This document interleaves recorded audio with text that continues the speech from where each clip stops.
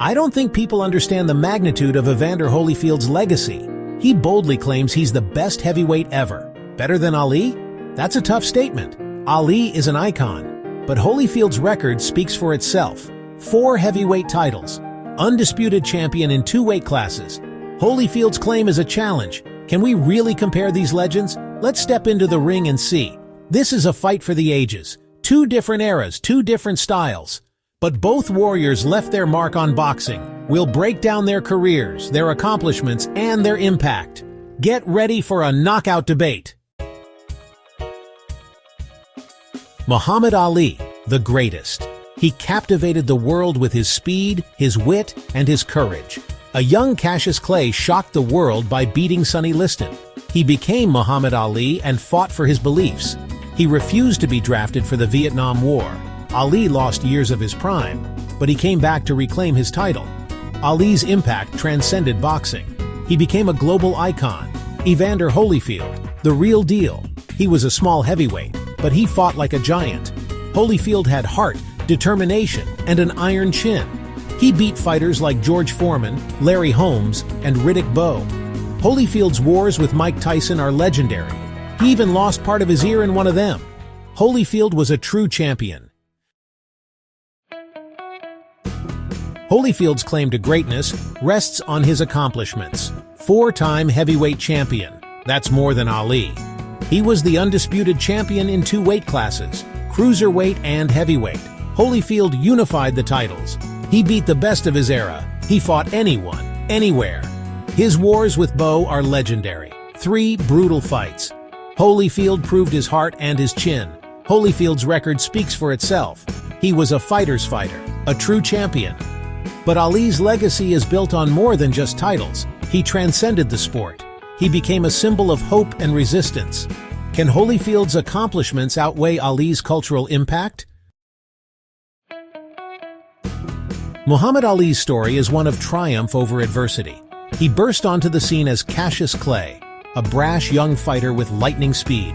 He shocked the world by beating Sonny Liston. Ali was more than just a boxer. He was a showman. He predicted rounds. He taunted his opponents. He backed up his words with his fists. Ali became a controversial figure. He refused to be drafted for the Vietnam War. He was stripped of his title. He lost years of his prime. But Ali stood by his principles. He returned to the ring and regained his crown. His victories over George Foreman and Joe Frazier are legendary. Section 5. The Rumble in the Jungle and Beyond. Ali's fight against George Foreman in Zaire was a cultural event. The Rumble in the Jungle. Ali was the underdog. Foreman was a knockout artist. Ali used his rope-a-dope strategy. He let Foreman wear himself out. In the 8th round, Ali knocked Foreman out. It was one of the greatest upsets in boxing history. Ali's trilogy with Joe Frazier was another defining moment in his career. 3 brutal fights, each one a classic. Ali won the final fight, the Thrilla in Manila. He proved his heart and his endurance. Ali's fights weren't just about boxing. They were about social justice. They were about courage. They were about believing in yourself. Section 6. Styles make fights. Ali and Holyfield had different styles. Ali was a boxer-puncher. He used his speed and footwork to control the ring. Holyfield was a brawler. He liked to fight on the inside. He had a granite chin and a relentless motor. Both styles were effective. They beat the best fighters of their eras. Ali's speed and agility would have been a challenge for Holyfield. Holyfield's power and chin would have troubled Ali. It's a hypothetical matchup for the ages.